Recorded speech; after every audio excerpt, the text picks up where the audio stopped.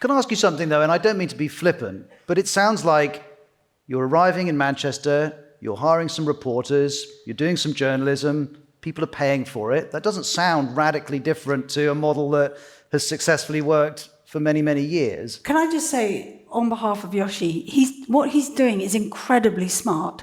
It's more than what you just said. He's identified an audience, he knows exactly who that audience is, and he's hyper-targeting them with stuff that they find useful, journalism, that they find useful.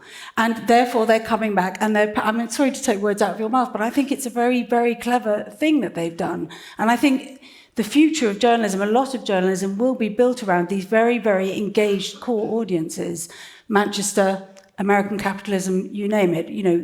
There's a real advantage in digital in having that specialism. Well, you do a very good job of answering the question that I was asking, but Joshi, I want to ask you further, which is...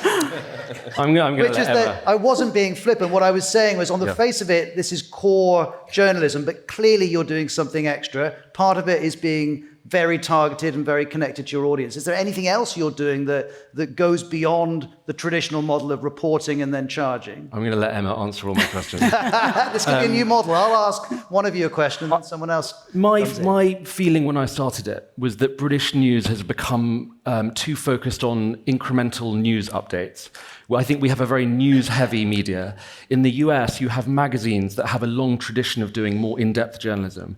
And it's not just good because it's in-depth information. It's in-depth in the sense that it gives you an emotional connection to the people involved, the Atlantic, the New Yorker, the New York Mag. And I wanted to bring a little bit of that American-style reporting here. And I think that has given us just a bit of a sense of an edge, or a bit of a sense of, I can only get this journalism from the Mail, I can't get it from the other local paper. So there's a little bit of an extra element there. And the lovely thing is, people seem to want to pay for that kind of journalism. Tina Brown journalism, let's call it. Well, as the three of you are listening to this, do you think that what Joshi is doing in Manchester offers lessons to bigger media organisations like the one that... Yes, absolutely. Yeah. He's doing what we should... He's really, really thinking about the use of what he's producing. There's no point us producing journalism that gives no value to anybody. It's got to be something that's original. I mean, we find what people really want from the Wall Street Journal is they want to learn something that they didn't know.